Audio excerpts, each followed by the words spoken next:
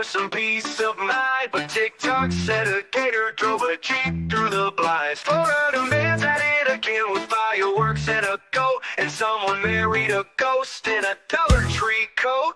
Hey, what in the Walmart rapture is going on? Aliens dancing in a Waffle House song. Karen's got a taser in the checkout line. And Dr. Oz just adopted birds to fight off crime.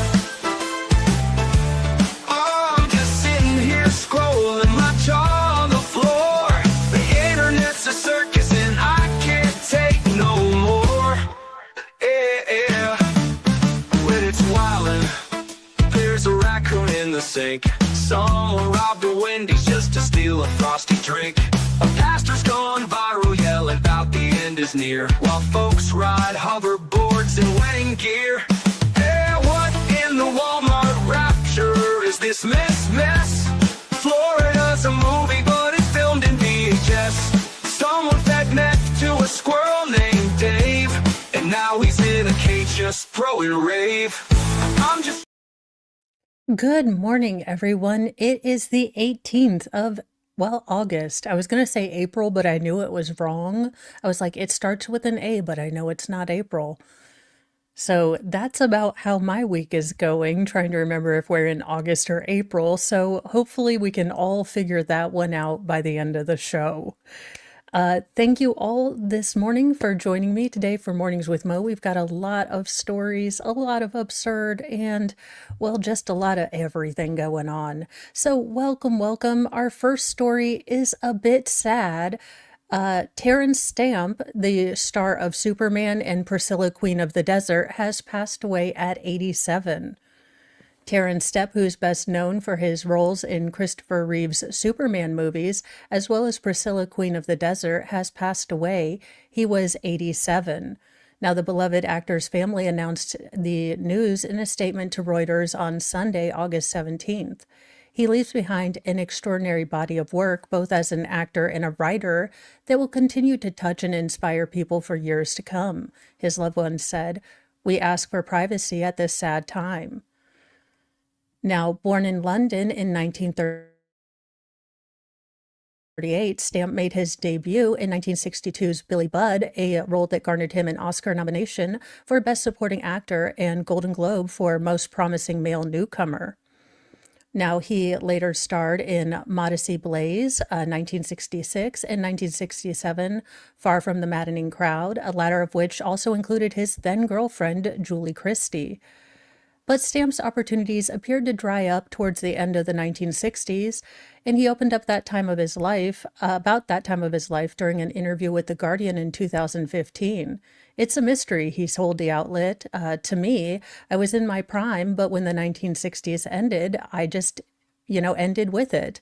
I remember my agent telling me they're looking for a young Terrence Stamp, and I thought, well, I am young. I'm like 31 or 32, and I couldn't believe it."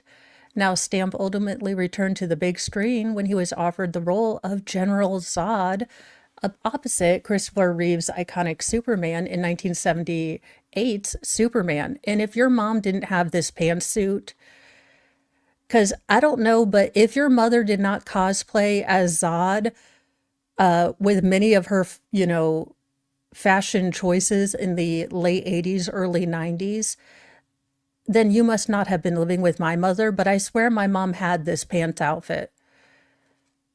And she wondered why I was so afraid of her and why I kept giving her kryptonite for gifts.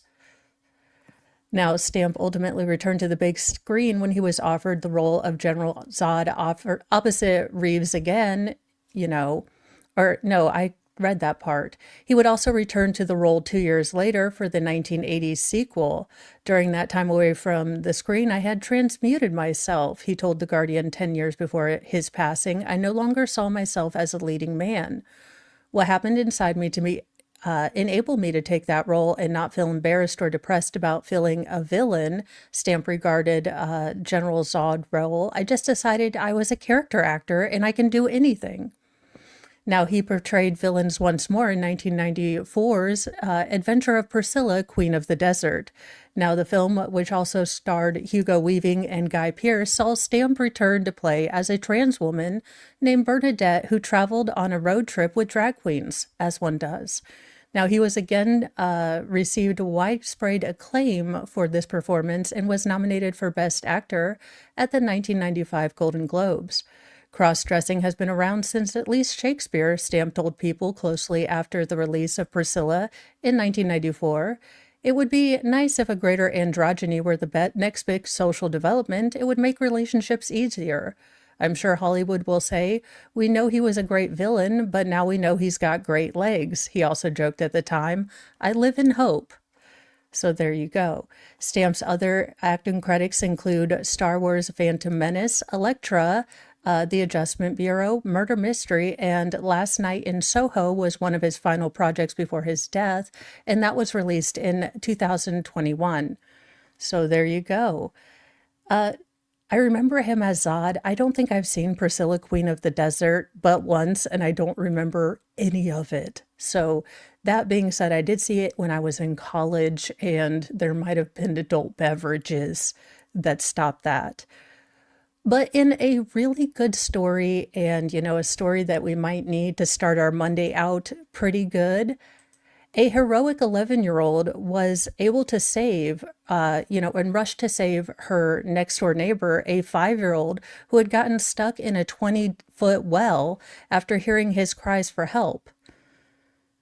Now, didn't we have this when I was a little kid?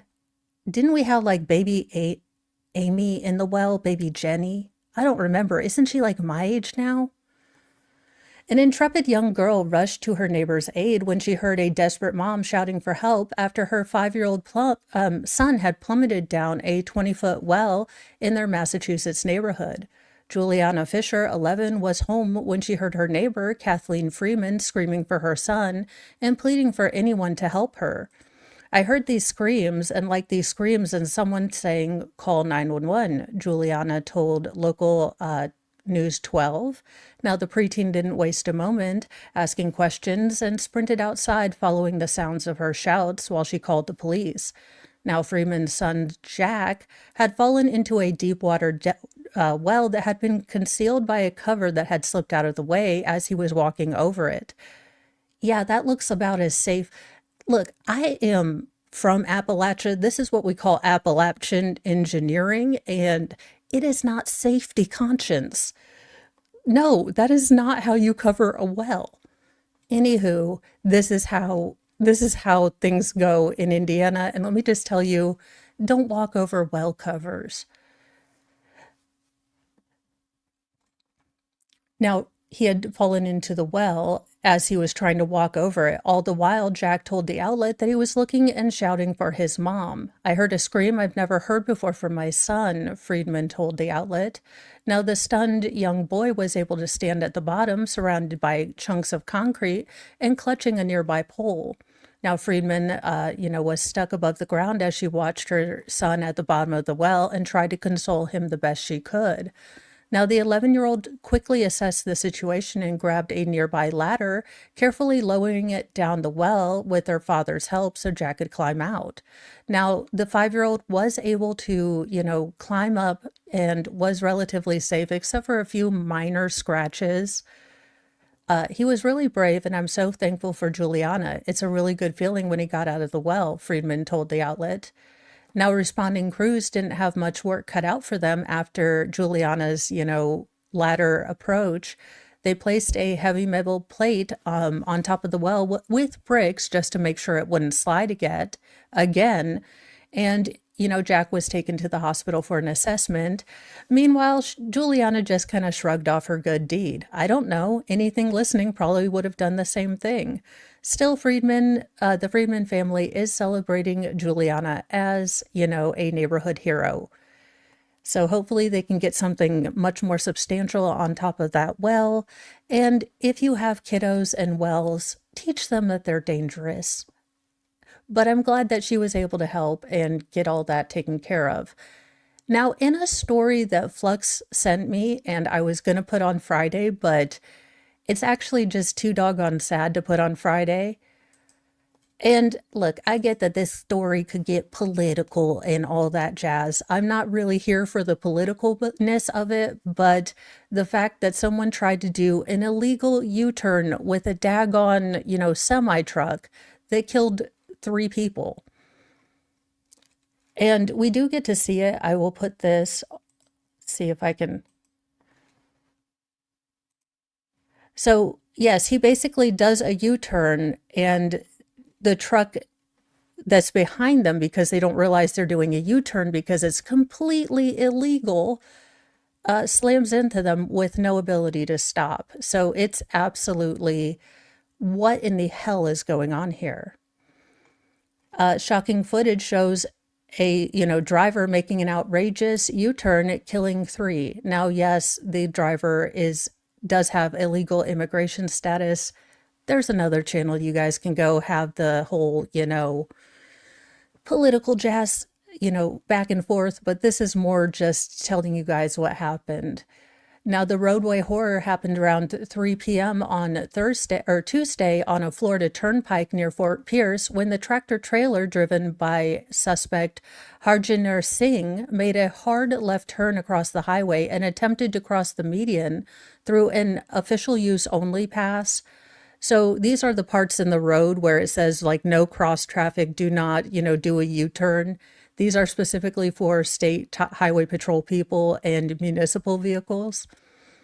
Now, the truck's back trailer blocked all incoming lanes of traffic as it nosed over the median, with footage inside the cab of the truck showing a black minivan driving toward it with no time to stop and nowhere to turn, as it, couldn't avoid the collision.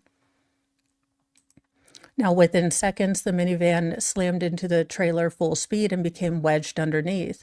Now, photos from the wreck showed that the minivan was obliterated with contents strewn all across the highway after apparently bursting from the van's side, while the roof was shorn back and crumpled over the trunk in a twisted mess of metal. I mean, it's incredibly severe traffic accident. Now, inside the truck's cab, Singh appeared completely unmoved by, the accident or anything. He did look absolutely kind of nonplussed about it, and that could be because he's in shock. I mean, until we get into the actual trial of this, we can look and try to assess all things that he was feeling, but it did look like he was very kind of nonplussed by the whole thing. Like, why are you pulling me over? That kind of thing. It was very, very stoic almost. And so I don't know what to make of that. Now, he looked out of the cab window and watched as the minivan flew into the trailer. And when it collided and sent the truck shuddering, his face remains remarkably unchanged as he calmly put the vehicle into park and turned the engine off. Now, additional footage from alongside the truck after the wreck, as rescue crews tried to use jacks to lift the trailer off of the van and extricate remains.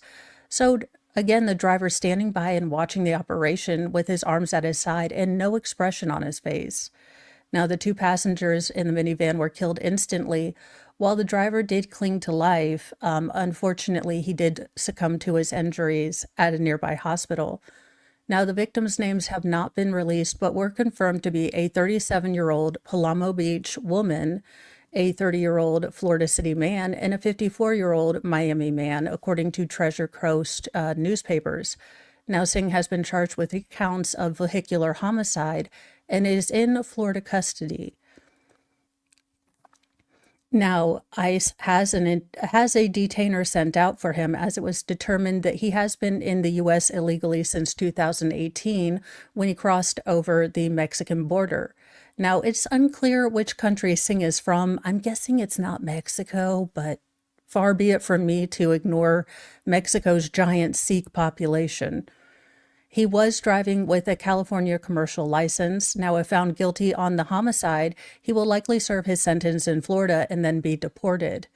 So this is something that I do see. We might see interstate issues with Florida or California giving him the, commercial license and then Florida, deeming it to be him to be an unsafe driver, we might see some interstate issues with this. We might see calls for more federalization of, how people can get, commercial licenses. I don't know, but I do think that California and Florida there's going to be a reckoning in the federal system as to different localities and how they, permit people. But that's a talk for people that are much more learned than me and not of a Monday morning. That being said, I do foresee more questions being asked or more issues being raised with, interstate sort of compatibility issues as far as these permits go. Well, in another story, and parents, I don't know how to tell, look, if you are monster parents, I don't know who needs to tell you this or who hasn't let you watch Law and Order SUV or SVU, whatever it is, SUV. Look, I would buy a Law and Order SUV. That's just there. Like, just put the dun dun dun dun on there and I'd be like, yes, I will buy that SUV. But when you say that your child is abducted, this usually involves a rapid response from the federal government. The FBI, usually every locality of an FBI has a rapid child, missing persons sort of response team. So don't lie and say that your son was abducted if you know that didn't happen, because they will look at this. There is nothing people, find more upsetting than a child who has just gone missing. Police are finding inconsistency with an alleged kidnapping of a 7-month-old boy outside a retail store and cannot rule out foul play. Now, this is a news story. I have not gotten into this. I will tell you guys a little bit towards the end, but my weekend was shot to all sorts of poo. So I had plans to do all sorts of things this weekend, not so much. So I haven't gotten into this story, but this one does look like one that is sadly going to have more about the parents than some rando taking this child, allegedly. Now, police have found inconsistency in the case involving the disappearance of a 7-month-old boy from California, Emmanuel Haro. Now, the San Bernardino County Sheriff's Department revealed in an update on Saturday, August 16th, that investigators have found inconsistency in the statements made by his mother, Rebecca, over his alleged kidnapping on August the 14th. Now, investigators have interviewed multiple individuals, including his parents, Jake and Rebecca. During those interviews, Rebecca was confronted with inconsistencies in her initial statement and declined to continue with the interview. Now, investigators cannot rule out foul play in the disappearance of Emmanuel as a result. Around 7:47 p.m. local time on August 14th, deputies responded to reports that Emmanuel went missing in Yacopa, according to, police. Now, Rebecca, who said she obtained a black eye, allegedly told police at the time she was attacked outside of a store before her son was allegedly taken. Now, investigators from our specialized investigations divisions were continuing to investigate the report of a missing 7-month-old after the mother reported being attacked outside a retail store last night. Now, canine sniffing dogs were deployed, but the child wasn't located, and no suspect, information is available at this time. Now, Rebecca said she had visited the park for her son's football practice and that her husband and 2 other children drove to Big 5 sporting goods stores to pick up a mouthguard for her son when the incident occurred. I was going to get the diaper and someone said, "Hola," and I don't remember anything since, she said. Now, Rebecca told ABC Eyewitness News, "I got him out of the car seat. I laid him down so I could get his diaper ready. And all I remember, I saw white. I fell to the floor. And as soon as I got up, I couldn't find my son." She said she checked all around her truck and ran into the store before calling 911. Now, there was no security footage found in the area where Emmanuel disappeared. An Amber Alert was not issued in this case, and That is because there was no description of the suspect or the car. So typically in an Amber Alert, if you've gotten them, it usually gives a description of the car that either took the person that might have been related with the missing child, but it gives you something to kind of look for. When that information isn't there, they can't put out an Amber Alert. Now, the sheriff's specialized investigation division is assisting the police in their investigation, but Emmanuel still remains missing. So this is a case that I hope we end up getting better news. But this is, again, when we start hearing these consistent statements, when we start hearing that there's no security footage, this does put off a red flag in a lot of people. So I really hope that this isn't going to be one where I have to put the parents on, Lord Chippy intervention very soon. That being said, we have a scary case from Texas. Now, everyone is okay, but what in the snap, crackle, pop is going on here? A family of 6, including 2 children, narrowly escaped, a house fire being set by a hooded arsonist as they sleep. Like, what is going on with people, y'all? For the love of all that is Fazoli's, what is going on here? A Texas family of 6, including a 1-year-old baby, narrowly escaped their home burning down last Tuesday after an arsonist doused their porch in gasoline and set it alight while they were asleep inside, according to, harrowing security footage. Now, Daryl Wilson, 52, and his wife, Washida, had a full house with all of their adult children home for summer break when a hooded assailant ignited a blaze in the early morning hours. Now, the couple's 21-year-old daughter, Mala Rivera, was still awake when the front stoop of the family's 2-story home in Midlothian went up in flames around 1 a.m. She'd seen the motion sensor lights go on a little while earlier and had looked downstairs to see why they were going off. But by the time she got downstairs, the flames were already threatening to burst through their living room window. She quickly called 911 and woke her sleeping parents. She came running in there and she said, "The house is on fire." I looked at her and said, "Okay, I'm dreaming," and laid back down. But she grabbed me and said, no, the house is really on fire," Daryl told CBS News. "I was shocked. This can't be real. Like, who did this? Who would do this? We keep to ourselves," Washida said. Now, the frantic dad tried to use 2 cups of water to extinguish the flames before he resorted to using heavy-duty pots and pans, while Washida, checked the home's security. Sure enough, she was able to find the footage of a man in a sweatshirt dumping gasoline around the front door of their home and setting it on fire as he ran away. Now, the blaze was eventually, extinguished by emergency response crews, and all the residents were accounted for with no injuries, but the family remains shaken by the encounter. Your intentions when you came to throw gas on the house and lit it on fire, your intentions were to kill us. You, have no soul and you're a heartless person, Washida seethed as she talked to, reporters. Now, their 25-year-old daughter, Malaya Riviera, was most worried about her 1-year-old daughter and what could have happened if her younger sister hadn't been awake when the fire started.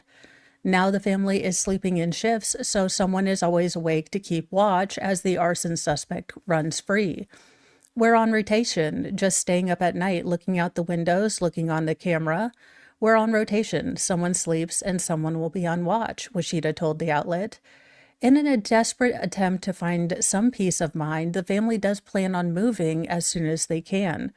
"My kids don't want to stay. My wife doesn't want to stay. They're traumatized. It's hurting for someone to come to my home and do that. And I feel helpless as a father," Daryl told Fox 4. Now, the family hopes most of all that the sociopath that attacked their home, knowing that there were children inside, is jailed and caught. So absolutely, I do hope that they find this person. Is incredibly scary because, again, you're asleep, you're dead asleep, you're disoriented, your one source of, escape from the house is fully on fire. You're not awake. So it is very hard, to beat nighttime fires and then to have someone deliberately set one for no discernible reason as of right now. is just insane.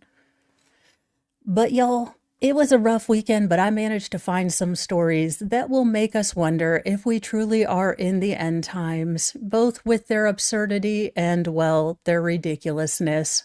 All the way to full redonkulousness. We have some final form Jesus stories for you. The key keep its grove, thou glowing shrine of thirst traps, scams, and dollar signs. We chant in tones both grim and low, for virtue fled a long time ago. Kyrie eleison, Christe descendat, final form Jesus return in wrath. With six-pack listening, sword in hand, he cometh swift to cleanse the land.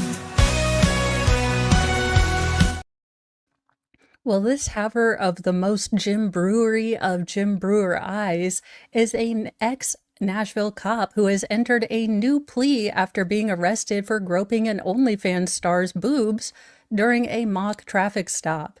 It's not easy being a cop, is it? What in the name of Cheetos is going on here? Well, the ex-Tennessee cop arrested for groping an OnlyFans model's boobs during a mock traffic stop for a raunchy X-rated promotional video while on duty has entered a new plea to escape jail time. Yeah, I wouldn't want to drop the soap if I were a former cop. Ooh. A former Nashville police officer, Sean Herman, pled no contest to felony official misconduct in Nashville's criminal court on Thursday following his arrest in 2024.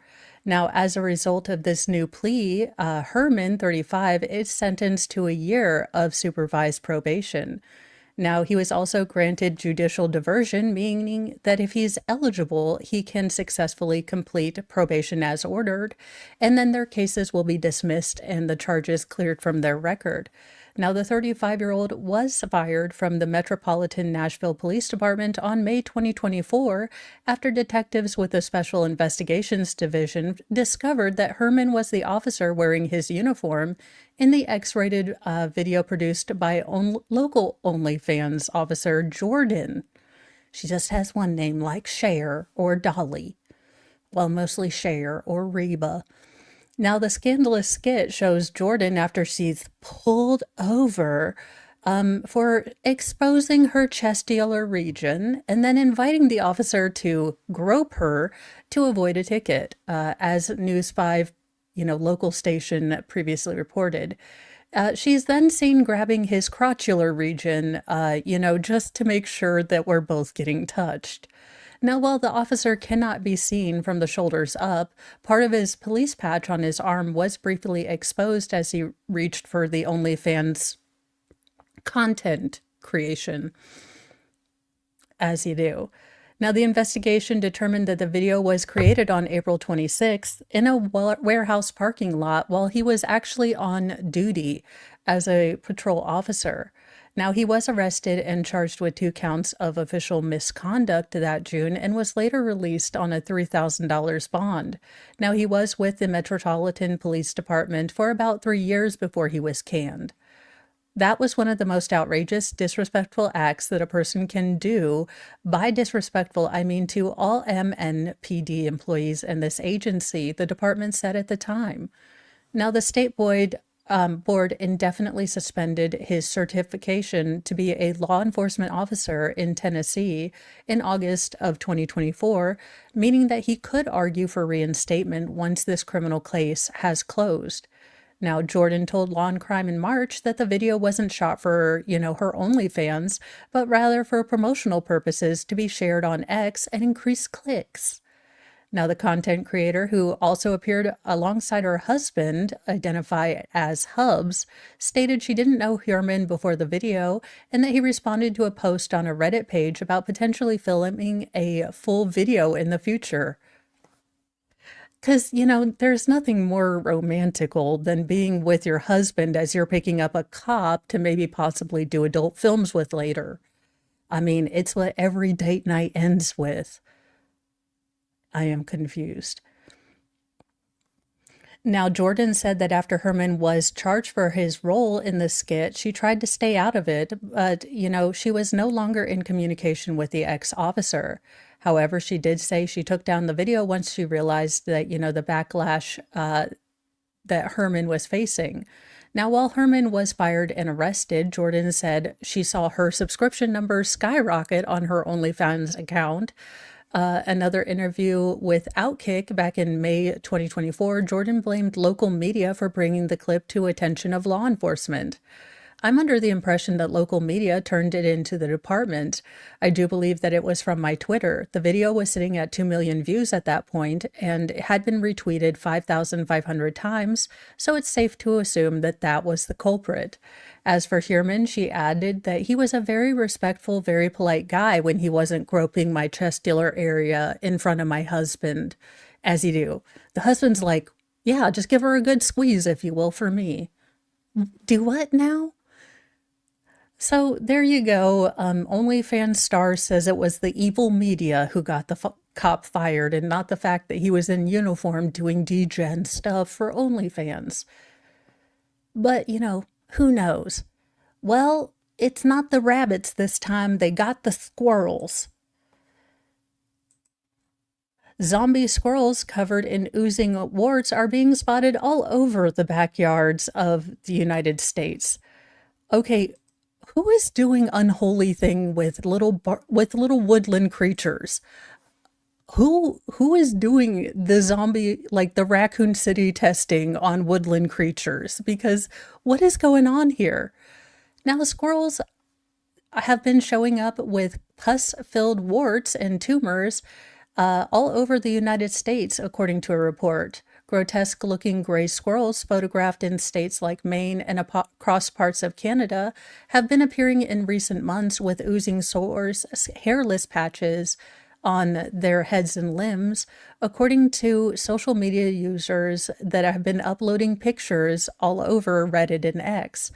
Now, photos and reports of afflicted squirrels date back to the mid-2023s, mid-year in there, but sightings have surged again this summer. At first, I thought it was eating something from my front beds, but then I realized it was on its face. One Reddit user posted on a July 31st photo after spotting a gray squirrel with a tumor on its mouth.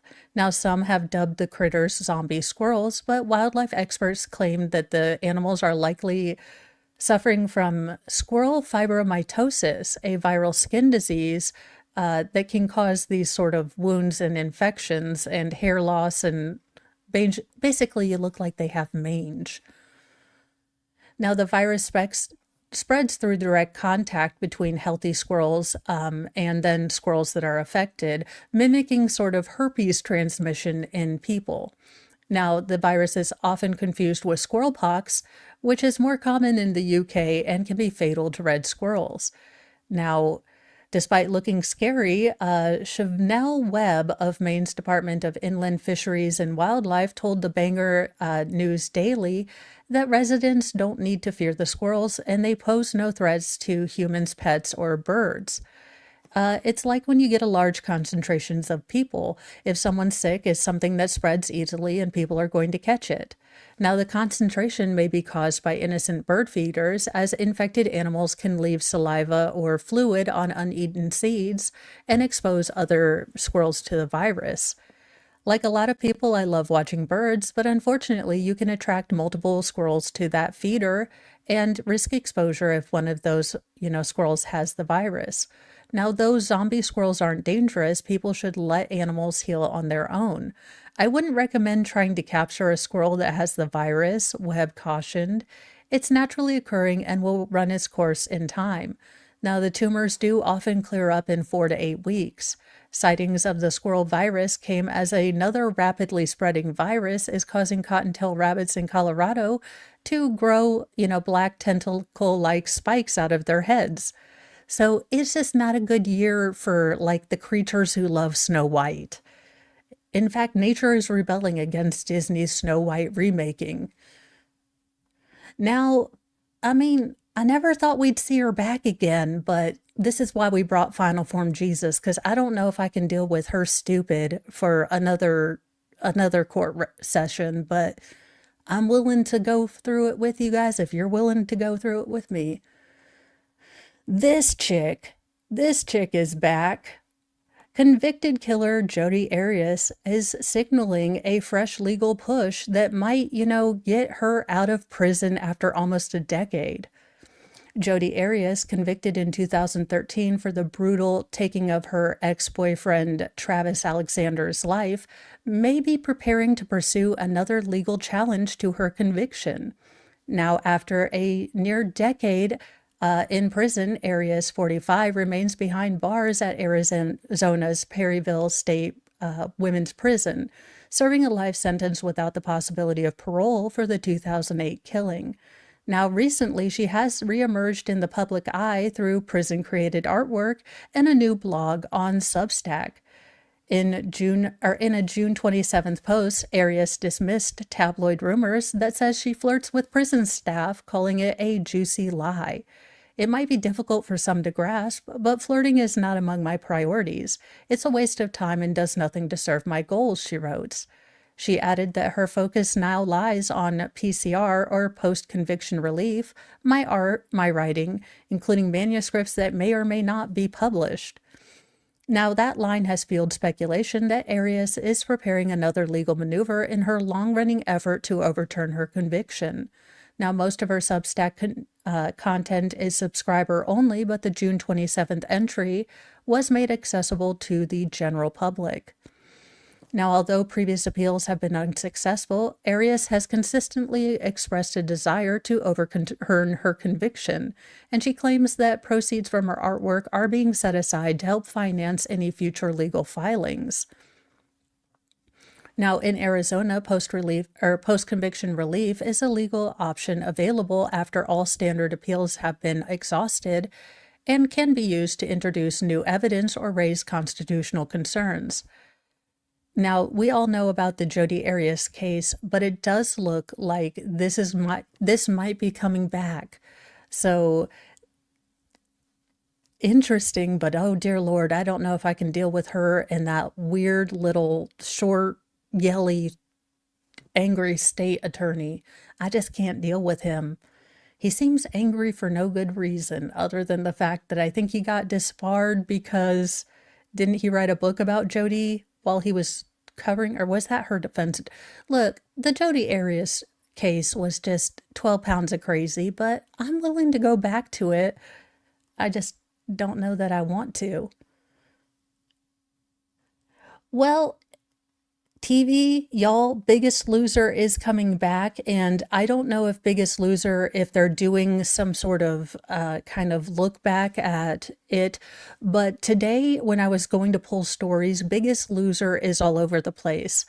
Now, there are some issues with how they were tackling weight loss, and as the show has sort of gone, into the past of, reality TV, it does seem like there were a lot of unhealthy things that were going on, and former contestants have come forward to say that they had a lot of health struggles because of some of the dietary things.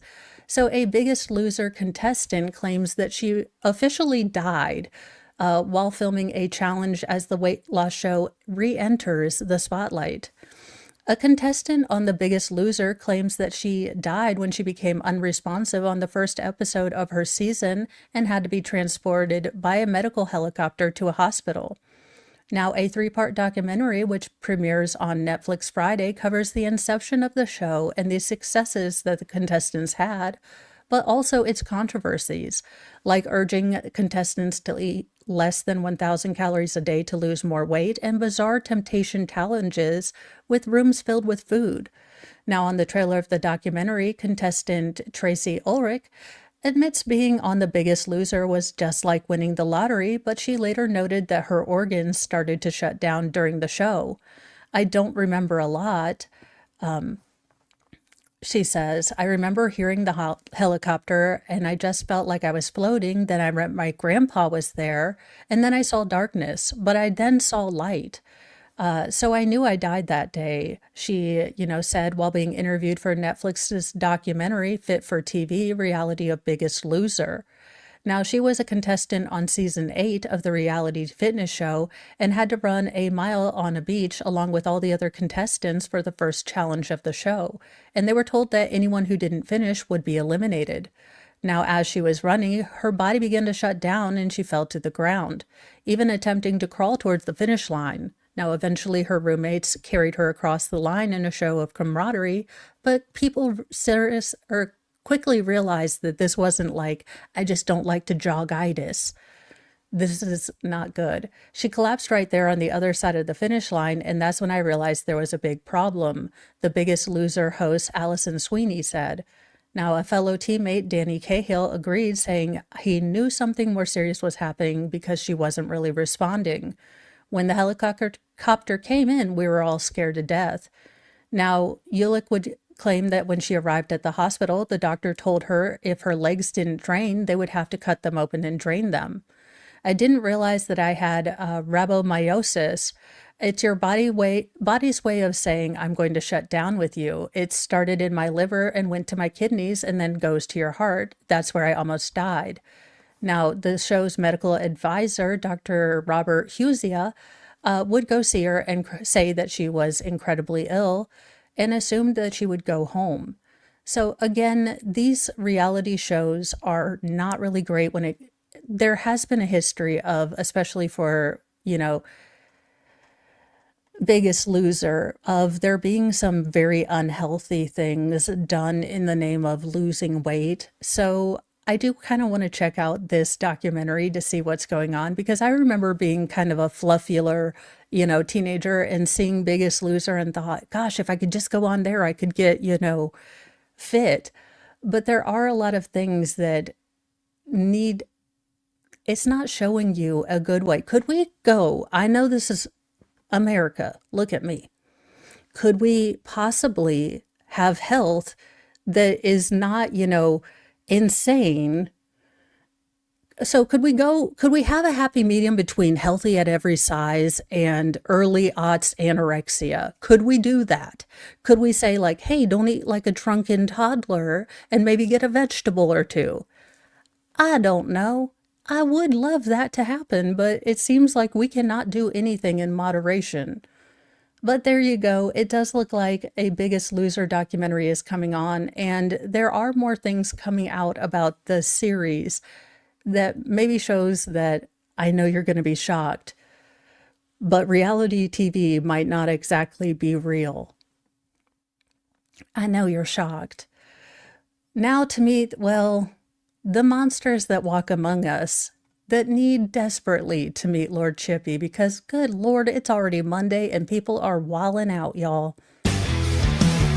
They're our skin, they steal our grace. These monsters wear a human face. No gavel, no badge, no throne, no crown can stop Lord Chippy from burning them down. Justice ain't fast, justice ain't clean. It's a long, sharp road through the in-between.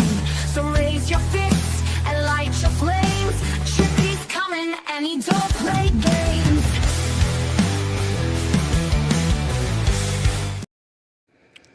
Well, I mean, this is one granny you don't mess with, because she allegedly prayed to the good Lord above, quote, guide my bullets like you guided David's rock. A woman said a prayer before shooting neighbor whom she believed was, quote, unaliving and assaulting people. As you do.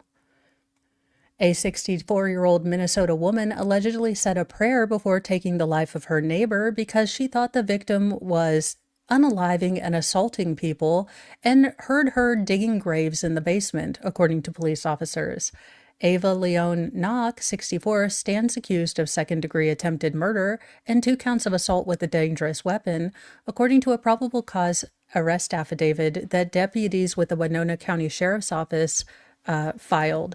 Now, this happened around 10 p.m. on Tuesday for a call in Alba, a small town in southeast Minnesota. Now, a witness told deputies he was playing video games in his home when the victim called his cell phone and asked him to come outside. Now, when he walked up to the victim's car, the witness saw that she was slouched under the dashboard, and he noticed several bullet holes in the windshield and the driver's side door.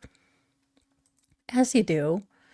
The victim said she pulled her Jeep into the parking lot when someone started shooting at her. Now, bullet fragments had struck her eye and entered her brain. Her Jeep had been struck by multiple bullets at least 7 times. Now, police later learned that Koch lived in a nearby apartment. Now, deputies went over to speak to her, who was allegedly very cooperative. She claimed she heard noises from outside but didn't go to investigate. Now, police noted that there were 7 holes in the bathroom screen, which were roughly the size of bullet holes in the car, as you do. Now, on Wednesday, she called 911 and told dispatchers that she had tried to contact the FBI and wanted to talk to local police about possible homicides that were occurring in the area. She allegedly said when she moved into her apartment, the victim and the witness were already living in the neighboring unit. Now, the defendant told deputies she believed that the witness and victim were unaliving and assaulting people. She indicated she has heard them digging graves in the basement of their apartment and believes he has people and kids buried in there. Now, the defendant said that she had to intervene because the justice system wasn't doing anything to stop the witness and the victim's criminal behavior. Now, she said she didn't want to hear them anymore, so she grabbed her son's rifle and shot the victim's Jeep as she was pulling into the parking lot. Before shooting, she allegedly said a prayer along the lines of, "Guide my bullets like you guided David's rock," and fired 7 times because the number is referenced in the Bible several times. Okie dokie. After pulling the trigger, she told deputies she felt at peace and didn't care if the victim was injured, per the affidavit. Now, she allegedly hid the rifle behind her stove and put the shell casings in a potted plant in her living room. After obtaining a search warrant, police allegedly were able to recover both the shotgun and shell casings.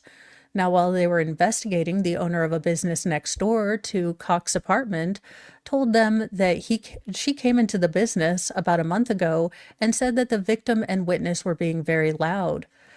She allegedly said she thought maybe the witness was assaulting the victim and she was going to try to figure out a way to take out the witness.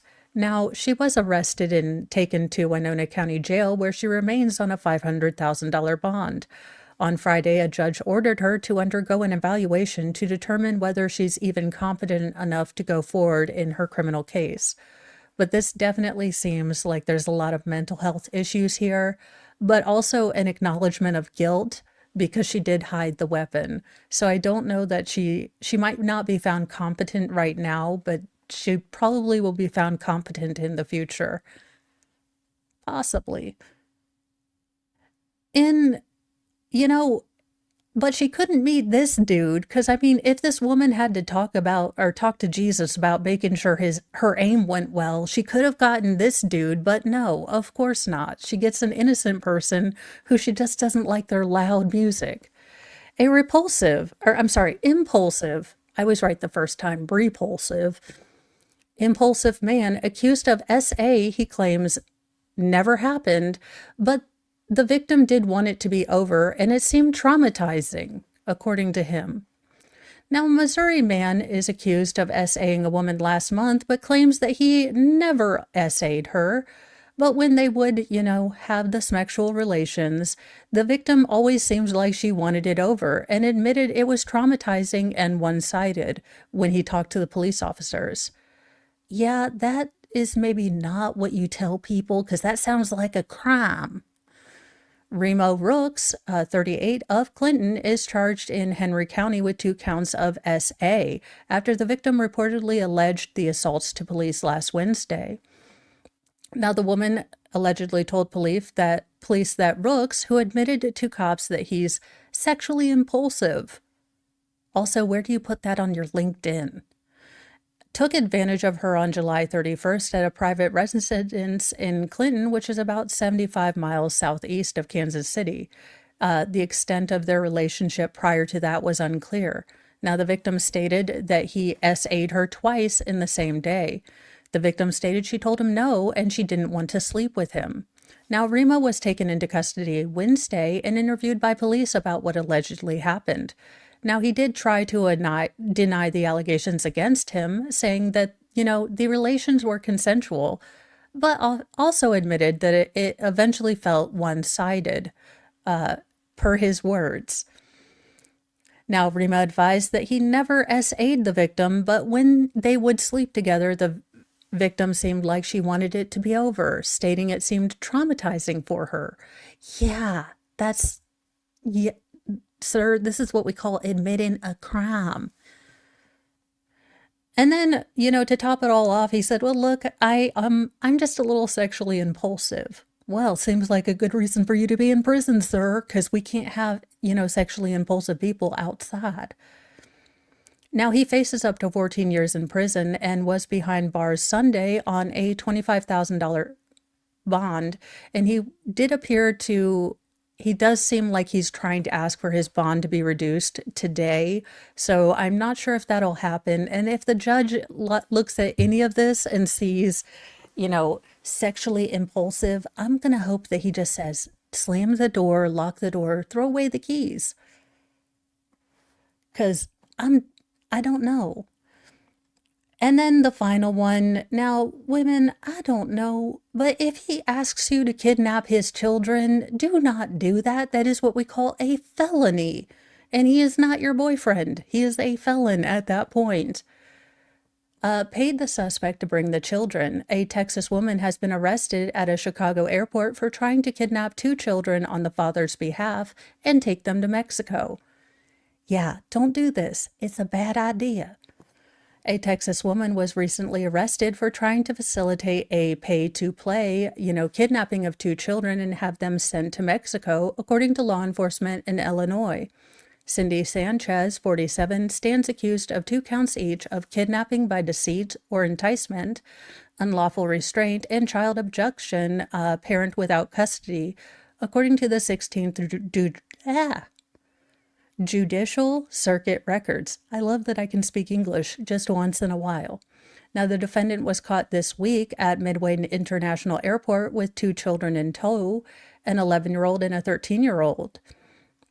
Now, responding officers arrived at a home on Rosewood Avenue in Aurora, a large suburban community located some 40 miles due west of Chicago, around 3:30 p.m. on Thursday in response to the family's concern about a possible double kidnapping. Now, officers arrived on the scene and learned that the 2 juveniles were staying with family at the time. An unknown female arrived at their home, stated that she needed to take the juveniles on their mother's behalf to the location out of the state. Now, as it turns out, those kidnapping fears were allegedly borne out. Sanchez allegedly left with both of the children, but the children's mother said she had never permitted anyone to take the pair anywhere. Law enforcement, enlisted the help of Chicago police to help track down the trio. Now, police say they found Sanchez and both of the children at Midway Airport. Now, the woman was arrested and both children were recovered safe and unharmed. The investigators uncovered, the alleged plot. Now, Sanchez is a resident of Fort Worth, Texas, the second largest of 3 major cities in the Dallas-Fort Worth-Arlington metroplex. The defendant was further identified as a relative of the children's father. It was learned that the children's father, who does not have legal custody of the children, paid the suspect to bring the children to him in Mexico via the Texas border. Now, Sanchez was arrested on Friday and detained at the Kane County Adult Justice Center. She was out of jail by Saturday morning after making a court appearance, resulting in a release order. Now, she is next slated to appear in court for a status hearing on September 18th. So, again, this is extremely scary. I'm glad that they found these children before they were taken across, country borders and maybe would not have been found for a long time. But don't steal your children. Do it the legal way. Don't traumatize your children because you and your ex can't get together. Love your children more than you hate your ex. Look, I hated my ex for a long time and I had to pull my head firmly out of my behind because it's just not a good thing to do. So if I can recover from full-on cranial rectitis, I think the entire world can. But that's just my opinion. Well, you could be a kid or a kid at heart, but it looks like we're getting those sad adult Happy Meals. Or good adult Happy Meals, depending on, your perspective. McDonald's nostalgic new Happy Meal comes with wacky Grimace-inspired shake, and fans are confused. I mean, it does look a little weird, not gonna lie. It looks like cotton candy in a glass along with diabetes. That being said, I do want one. McDonald's is shaking things up. The fast food chain launched a new McDonaldland meal inspired by the mystical world that they created back in 1971. On August 12th, it came with a brand new Mount McDonaldland shake.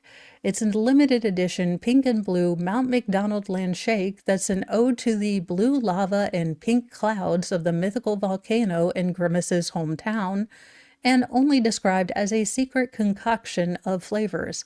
I really want one of these. I mean, I know, Flux. It's like it would almost actually get me out of my house, which I have become a little like John Hughes this weekend, not gonna lie. Or is it Howard Hughes? Anyway, the guy who put Kleenex boxes on and kept his pee.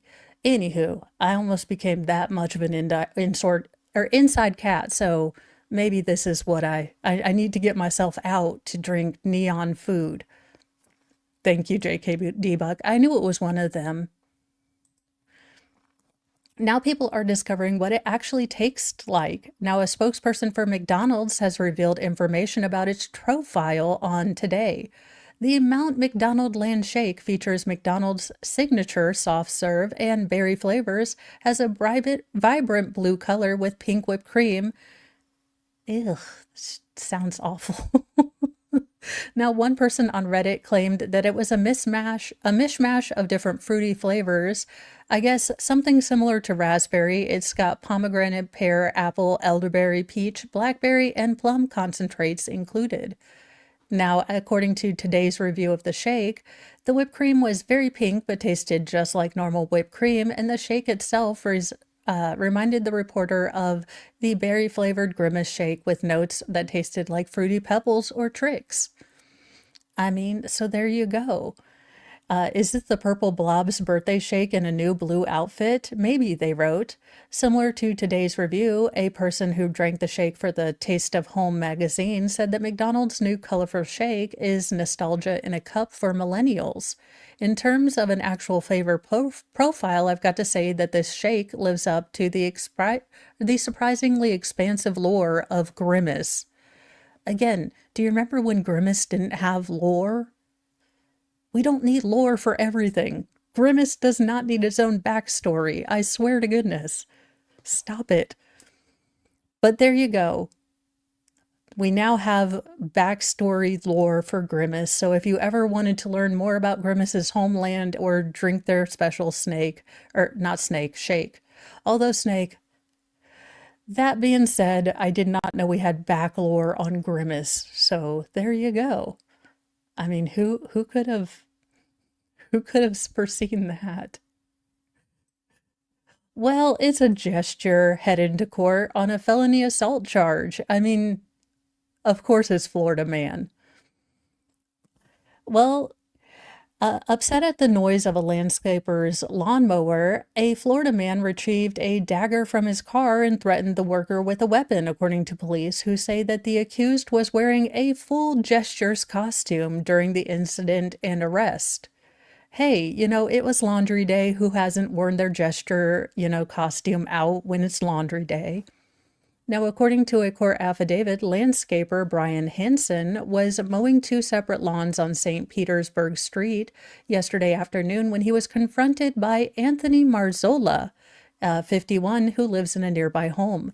Now, Marzola, investigators say, became upset with the sound of the mower and retrieved a 12-inch dagger-style blade from the vehicle and began walking toward the victim. Now, Marzola was allegedly pointing the dagger at Hansen, yelling that he could not be mowing. Now, Marzarlo advanced toward the victim's position on a stand-up mower to between him and the defendant at around 2:45 p.m. and was witnessed by a neighbor. Now, the defendant was wearing a full gestures costume during the arrest and incident. As you do.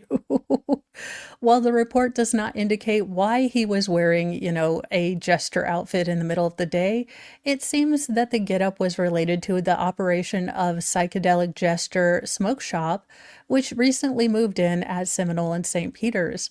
Now, Martzola is seen in a above image in his firm's Facebook page.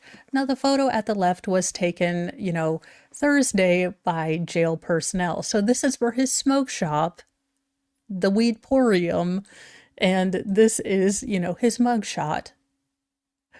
Are we at all shocked that a smoke shop is involved in this? Not at all. Just not at all. And look, I know the headline's a little bad, but, well, I've got two stories. This one, because I thought that this is great. World Humanoid Robot Games kick off in Beijing. If you want to see robots kick the crap out of each other in boxing, kickboxing, and I'm guessing aquatic, synchronized swimming, the Robot World Games have kicked off in Beijing with AI-powered robots built by teams from around the globe to compete in sports such as kickboxing, track, soccer, and dance. I was joking about the synchronized swimming stuff, but y'all, I think it'll be next year. Now, the event held its opening on Thursday, which featured some of the first mishaps of the game, including a robot falling over while attempting to light the torch for the games. The games feature more than 500 robots from 16 countries, including Japan, United States, and Germany, competing in 26 events. One robot was disqualified from Friday's 1,500-meter race when it fell on its head mid-stride. Keeping the head balanced while in movement is the biggest challenge for us, Wang Yizi, a 19-year-old member of the Beijing Union University team, told The Guardian. Now, the soccer game on Friday also featured a mishap when a robot tripped and several other mechanized players fell around it, requiring, human intervention to clear the hazard. So there you go. Not quite breakdancing yet, but we're almost there. Science finds a way. And in our last one, look, this just kind of made me laugh, and I figured we all might need it because, you might be attempting to just cool off, but someone called the feds on you because they think you're self-harming. A suspected self-deletion was actually just a trucker trying to cool off. Police, firefighters, and paramedics, responded in force to the Moerdijk Bridge in the Netherlands. Look, I have messed up that name, but it's in the Netherlands, where they were reportedly going to a self-deletion attempt that was actually just a trucker trying to cool off.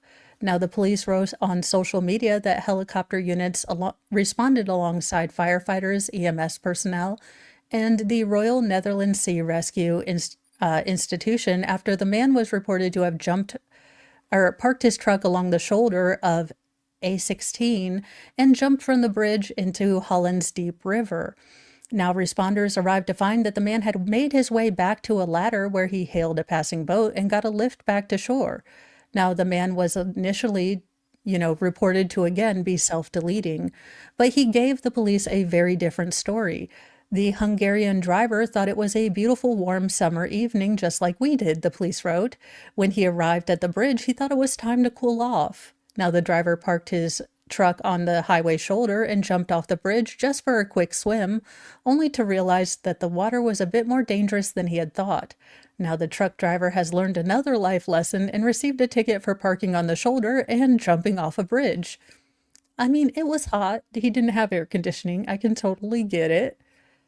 Sort of, not really. Ugh. And now to housekeeping.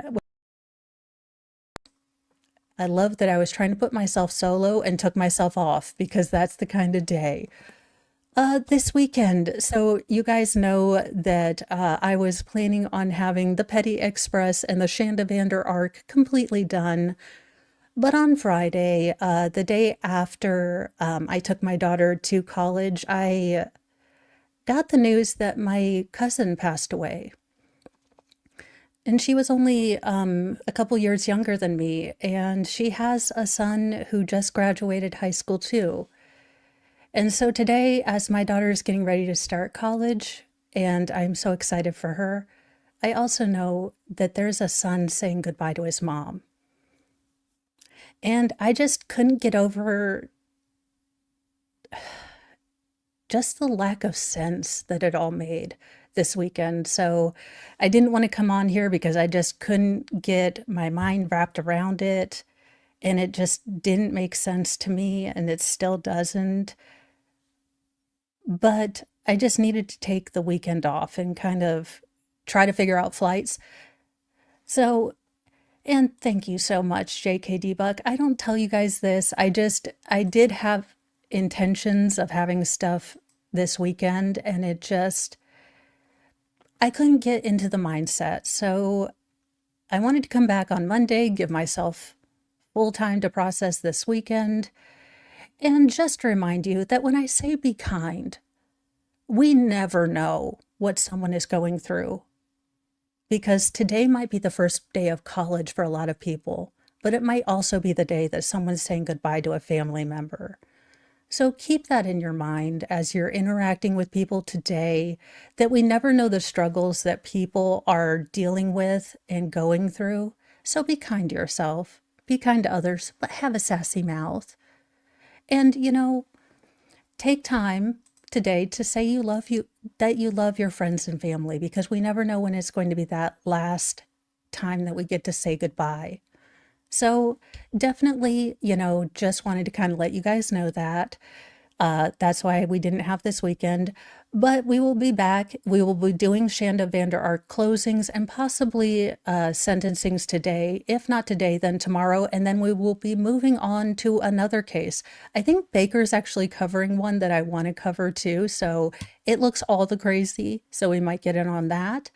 But remember, hug your family, hug your friends if your family's kind of, but appreciate people while they're in your life, because we never know when we're going to lose them, and it will never make sense, but we really should take those opportunities while we still have them.